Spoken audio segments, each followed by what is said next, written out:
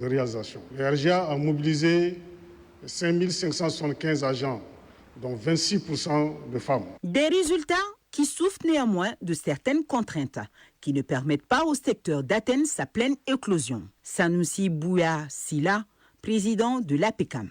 Les difficultés majeures de la profession agricole se résument comme suit. L'indisponibilité des semences prolifiques et des intrants de qualité, l'aménagement et l'accès des terres agricoles et l'accès à l'eau notamment pour les femmes et les jeunes, la mécanisation agricole, la promotion de l'entrepreneuriat féminin et des jeunes ruraux, l'exploitation de nos terres agricoles par les miniers. Qu'à cela ne tienne, à chaque zone de culture, ses difficultés. Mais le gouvernement veille au grain. Le ministre Kéléma d'exposer à la séance les solutions apportées par les autorités pour soulager les acteurs agricoles. Au niveau des productions végétales, la distribution de 37 179,5 tonnes d'engrais issus du don de la Russie, l'urée, et l'engrais du programme de résilience au niveau du Sahel, PRSA. Au niveau des productions animales, la mise à disposition de 29 460 tonnes d'aliments bétail découlant de la trituration de 36 825 tonnes de graines de coton accordées par le président de la transition et président du Conseil supérieur de l'agriculture pour 2308 bénéficiaires, dont 232 femmes. Les perspectives 2025 et les projections 2026-2027 sont prometteuses. Daniel Siméon Kéléma, ministre de l'Agriculture. La programmation au titre de l'année 2025, objectif de production végétale, 11 696 721 tonnes, toutes céréales confondues, et 682 000 tonnes de coton-graines. Au niveau des objectifs de production animale, 15 816 tonnes de lait à collecter, 203 441 tonnes de viande contrôlée et 684 722 585 œufs de consommation, 10 288 577 sujets de poulet de chair et 18 000 inséminations, races laitières. Il est prévu 128 880 tonnes de poissons frais. La mise en place de l'assurance agricole et la protection sociale des exploitants agricoles, l'installation d'unités de production d'aliments poissons locales ou encore le renforcement des capacités du Centre national d'insémination artificielle pour booster la production en viande et en lait font également partie des initiatives exposées par le président Sila pour la conquête stratégique de la souveraineté alimentaire et nutritionnelle du Mali. Oui, le Mali voit grand cette année avec à la clé plus de motivation pour les producteurs. Ainsi, le prix d'achat du coton grain premier choix est fixé à 300 francs CFA et le prix d'achat subventionné de 50 kg des engrais minéraux est à 14 000 francs CFA. C'est ce qui ressort de la 15e session du Conseil supérieur de l'agriculture. Le président de la transition salue les résultats obtenus mais invite les acteurs du monde rural à faire plus pour l'atteinte de la souveraineté alimentaire au Mali. Les grandes lignes de son adresse avec Sira Batili. Les lignes directrices du levier conducteur de l'économie malienne. C'est un temps de bilan et de projection pour les secteurs agricoles pour des mesures présidentielles avec dans le viseur l'autosuffisance alimentaire. Devant l'instance suprême, le secteur agricole s'évalue. En 2024, le Mali a produit plus de 11 millions de tonnes de céréales et plus de 656 000 tonnes de coton-graines. De quoi réjouir le président du Conseil supérieur de l'agriculture, le chef de l'État, général d'armée Assimi Goïta. Cette rencontre annuelle nous offre l'occasion de passer en revue la contribution du secteur agricole dans l'économie nationale. Ce secteur qui offre des opportunités d'emploi et d'activités génératrices de revenus, facteurs de stabilité sociale. Rappelons également que ce secteur contribue largement à la sécurité alimentaire et nutritionnelle, occupe près de 80% de la population active et intervient à environ 40% dans la formation du produit intérieur brut. Entre innovation et technicité, le monde agricole a fait des prouesses avec les moyens de bord pour l'atteinte des objectifs. Sur les 10 recommandations formulées lors de la 14e session, 7 ont été exécutées. Le recensement agricole a fait du chemin avec au compteur à mi-parcours plus de 816 000 exploitations familiales dénombrées. Le président de la transition note la mise en œuvre du plan d'action du gouvernement avec des activités de prise en charge pour éviter le déficit alimentaire en apportant un soutien aux couches vulnérables. Au regard des documents présentés sur la situation agricole de notre pays, je constate avec bonheur les avancées significatives en faveur du monde rural, ainsi toutes les activités majeures retenues par le Conseil supérieur de l'agriculture lors de sa dernière session ont soit été réalisées ou sont en cours de réalisation. Je voudrais profiter de cette occasion pour saluer et remercier les représentants de la profession agricole et les acteurs du monde rural pour leur résilience, leur compréhension des enjeux qui traversent le pays, lesquels s'inscrivent pleinement dans notre ambition collective d'atteindre l'autosuffisance alimentaire pour le peuple malien. Il faudra donc innover davantage avec une ouverture à d'autres savoir-faire pour que la productivité agricole pèse dans la balance. Cela en comptant sur les ressources disponibles et en collaboration avec les pays de l'AES. Le président du Conseil supérieur de l'agriculture dit acter les résultats présentés. Général d'armée Assimi Goïta. Au sujet du sous-secteur de la production végétale, il ressort des opérations d'évaluation que les crues exceptionnelles ont occasionné la destruction des cultures sur 4,56% des surfaces ensemencées, impactant 101 160 exploitants agricoles.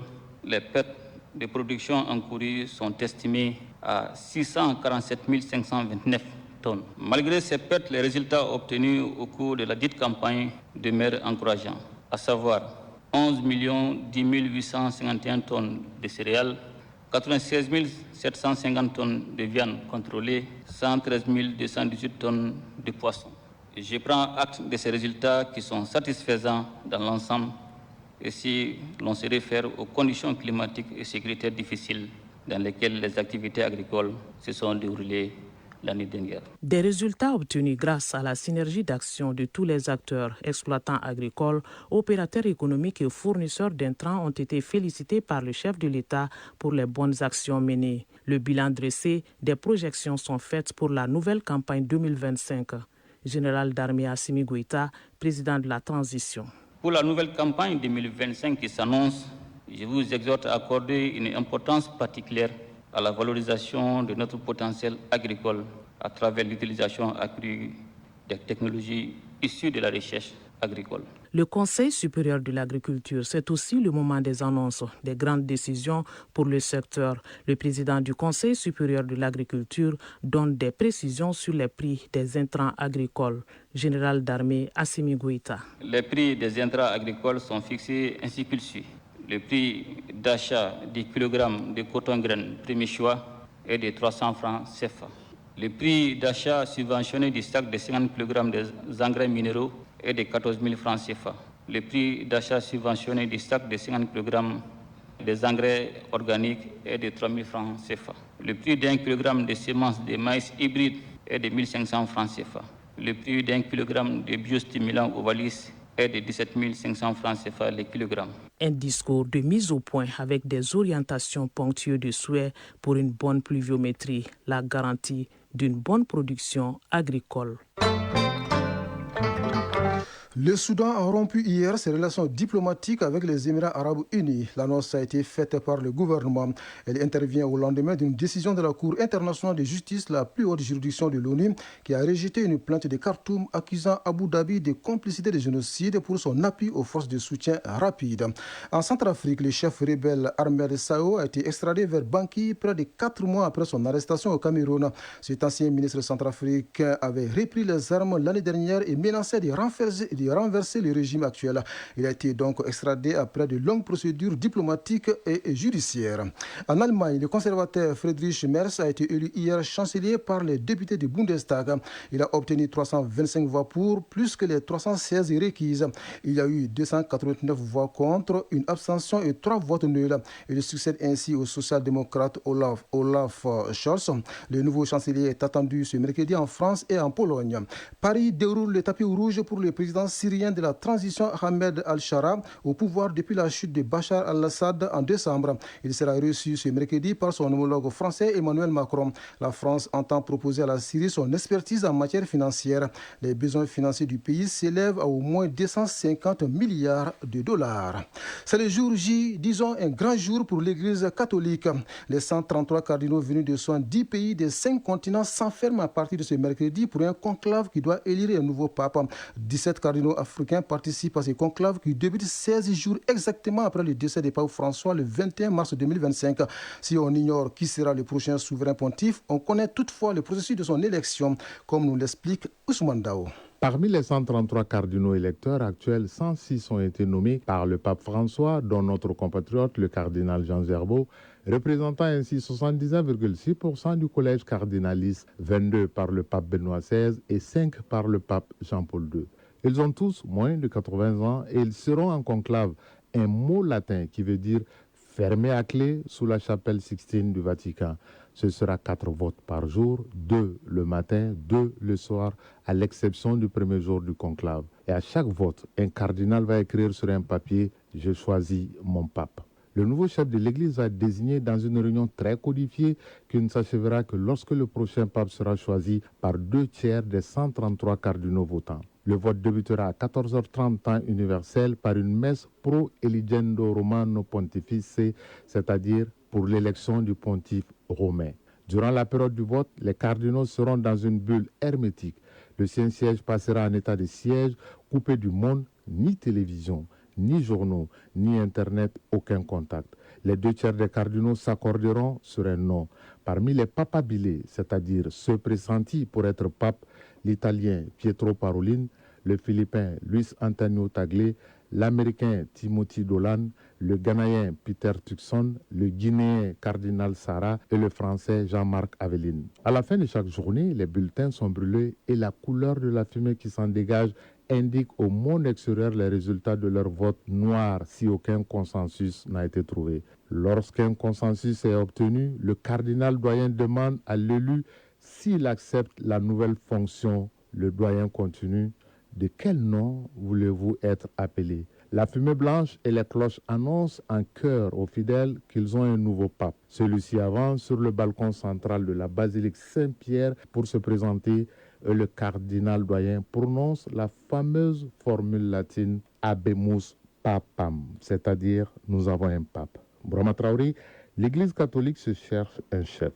Et les yeux des fidèles sont tournés vers la chapelle Sixtine pour le 27e conclave de l'histoire. Les 2 derniers conclaves en 2005, lors duquel Benoît XVI avait été élu, et en 2013, pour le pape François, n'avaient duré que 2 jours, alors du vote.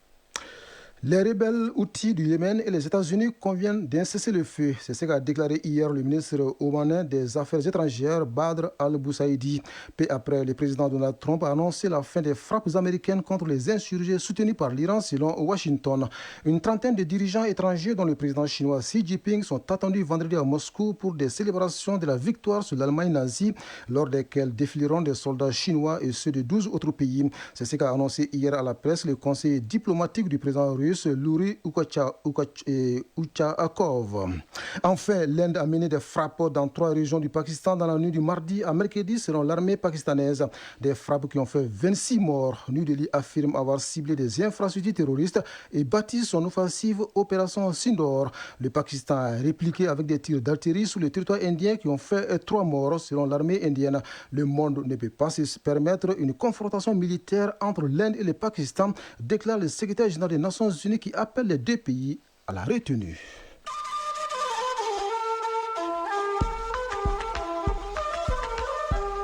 AES Actualité.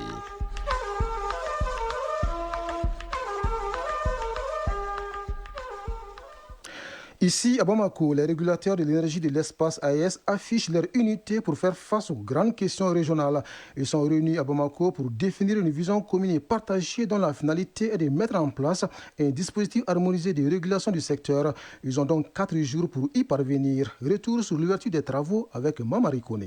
L'énergie joue un rôle de premier plan dans la réussite de la dimension développement de la Confédération des États du Sahel, AES. Cette première rencontre des régulateurs de l'énergie du Burkina Faso, du Mali et du Niger est une contribution à la concrétisation de cette alliance. Les autorités de régulation du secteur de l'énergie s'engagent ainsi aux côtés des autorités de l'AES pour concevoir et bâtir un cadre harmonisé.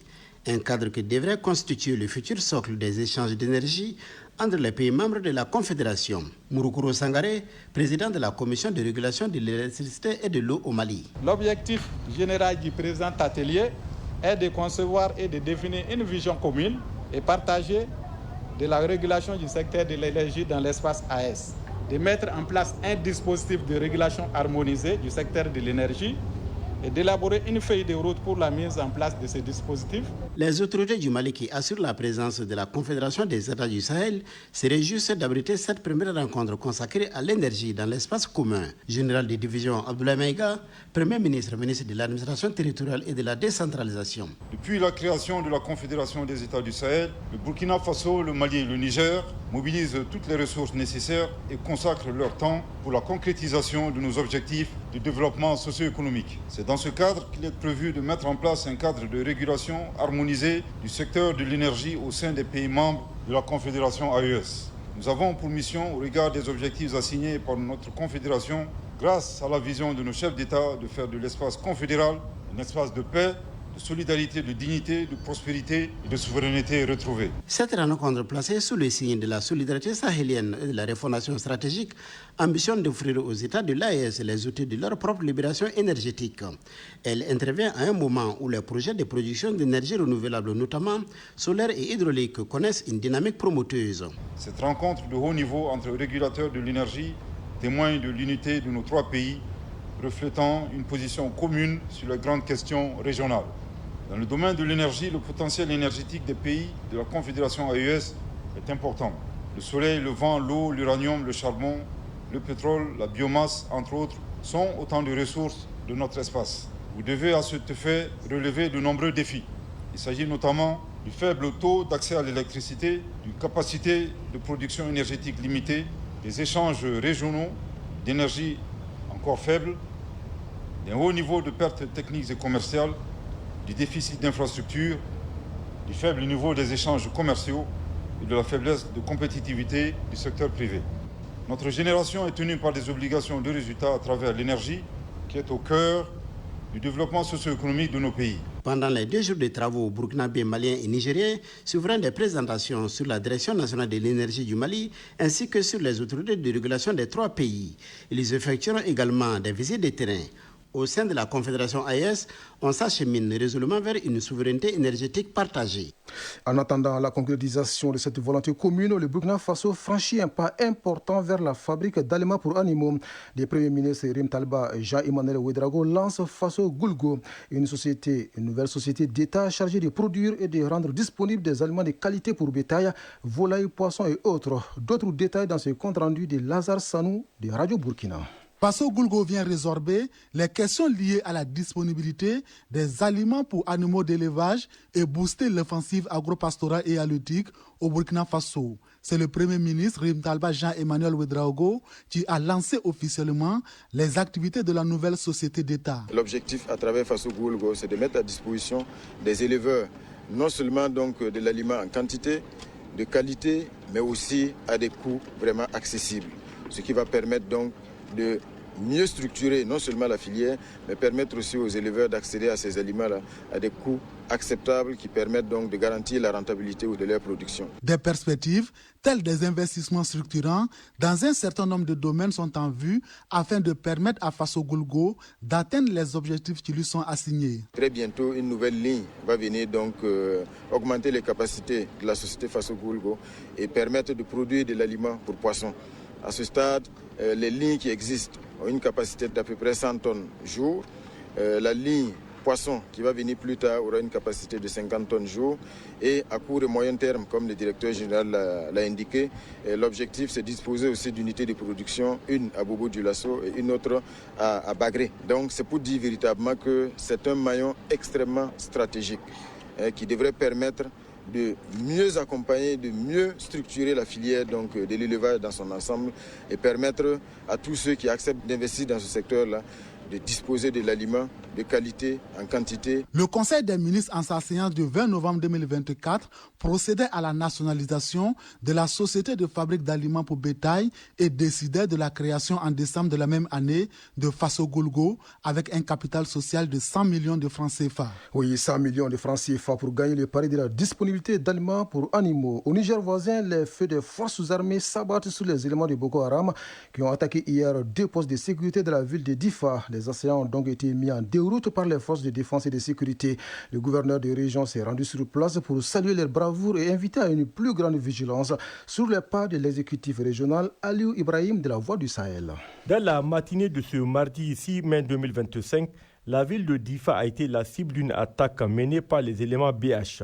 Les assaillants venus en nombre ont attaqué les positions Puma 1 et 2, deux positions stratégiques de la ville de Difa. Grâce à la riposte vigoureuse des forces de défense et de sécurité, avec l'appui des vecteurs aériens, l'assaut a été contenu et le calme est revenu en milieu de matinée. Suite à cette attaque, le gouverneur de la région de Difa, le général de brigade Mohamed Ibrahim Bagadoma, s'est rendu sur les lieux pour exprimer son soutien et transmettre les encouragements du président de la République, chef de l'État, chef suprême des armées, le général d'armée Abdraman Chani. Nous sommes venus visiter les deux postes de police qui ont été victimes d'une attaque lâche et barbare par des éléments de Boko Haram venus de l'autre côté de la rive de la Komadougou.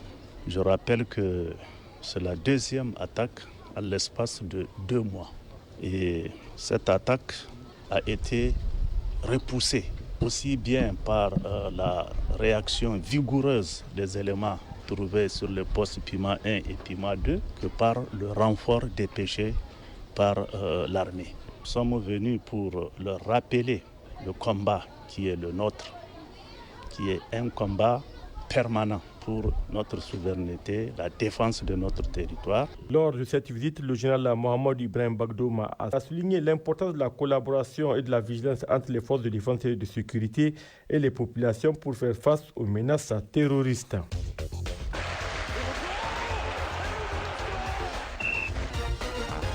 En Europe, on connaît la première équipe qualifiée pour la finale de la Ligue des Champions. Il s'agit de l'Inter de Milan. Le club italien a battu hier dans les prolongations le FC Barcelone 4-3.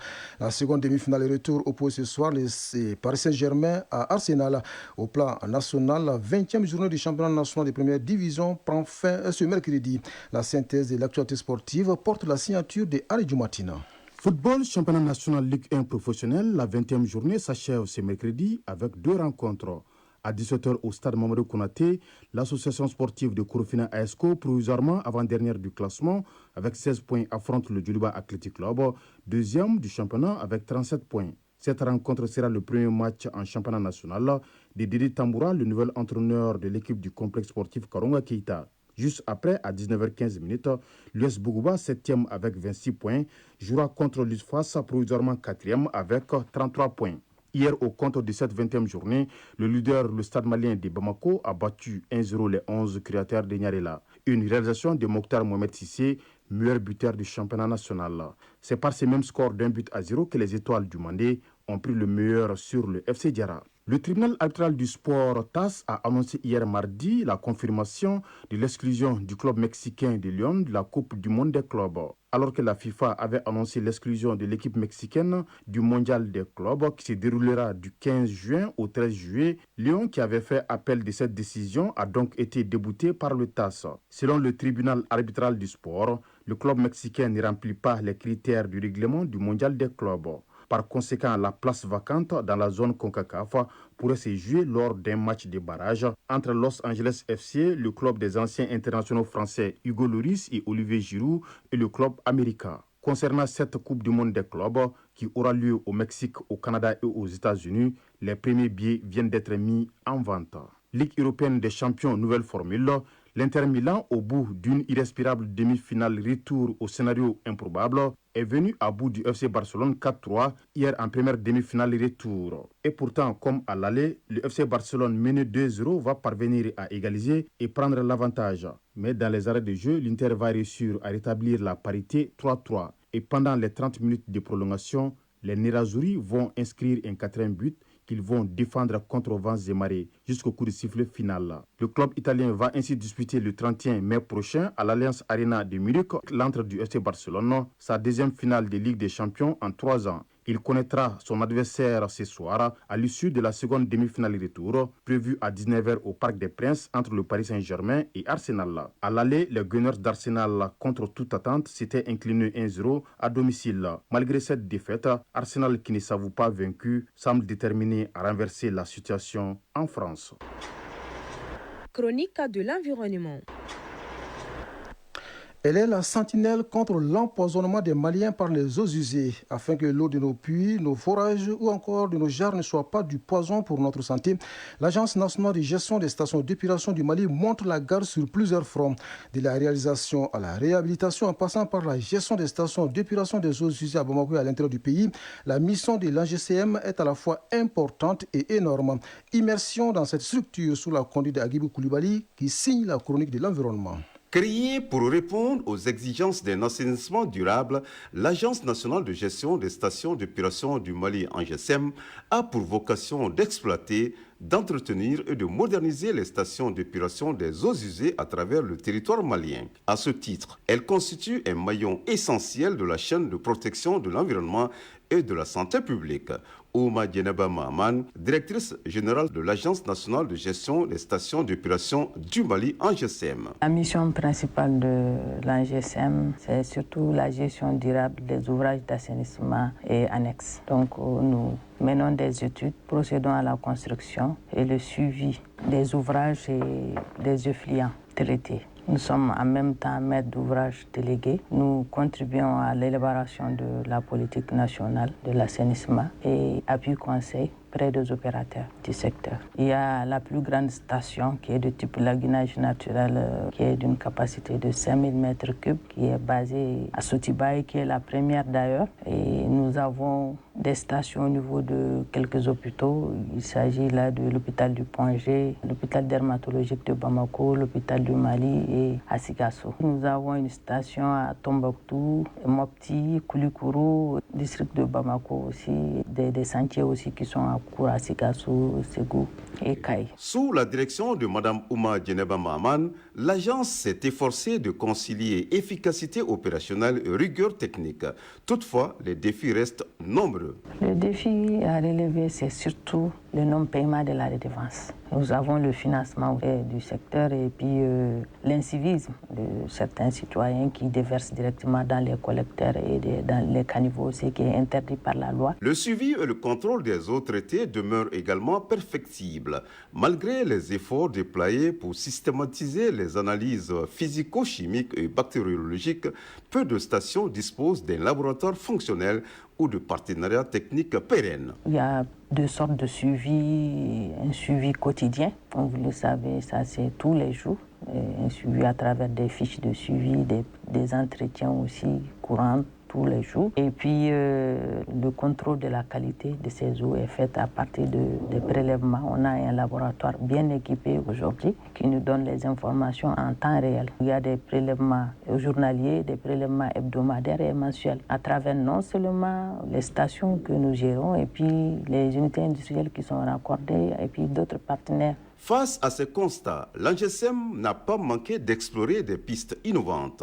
Ouma Djeneba Mahaman, directrice générale de l'Agence nationale de gestion des stations d'épuration du Mali, ANGESEM. En matière d'innovation, je peux parler du cas de Sotiba, la plus grande station de formation dans le passé qui avait d'énormes problèmes de dégagement de gaz. Durant des années d'expérience, on s'est rendu compte que les diagnostics ont démontré qu'il faut plus de matière organique parce que c'est une station de type lagunage naturel, écologique. N'oublions pas aussi que nous sommes dans un pays sahélien. Il faut faire attention aux effets du changement climatique et ne pas polluer la nature avec les dégagements tant qu'on peut éviter l'énergie. Donc c'est pour cela qu'on a couplé une station de bout de vidange, aujourd'hui est opérationnelle, qui reçoit des eaux domestiques à travers les spiros, qui apporte assez de matière organique et qui a réellement impacté le traitement. Il y a ça. Avant aussi, on avait des problèmes parce qu'il y a des lits de séchage. On procède à des curages, donc qu'on mettait sur les lits de séchage qui est sur lequel à travers du sable. Donc à chaque fois où on devrait procéder à l'enlèvement, il y a assez de sable qui vont avec ces bouts-là. Et il faut en tout cas remettre encore d'autres en place. Et ce n'est plus le cas avec l'exemple de Bougouni, où c'est des dalettes qu'on a mis en place. C'est facile à relever, il y a moins de pertes. L'assainissement, pourtant, n'est pas un luxe, mais une nécessité vitale. Le défi est donc lancé, pérenniser les acquis, surmonter les obstacles structurels et faire de l'ANGESEM une vitrine d'excellence pour une gestion durable de l'assainissement au Mali. Ainsi va l'actualité en ce mercredi 7 mai 2025. Cette première édition du journal vous a été servie par un trio. Soumaïla Diarra à la mise en onde, Mohamed Koulibaly à la mise en ligne et au micro Bourama Traoré. Après la météo, vous pourrez suivre la lecture des avis et communiqués avec Doudou Temeli.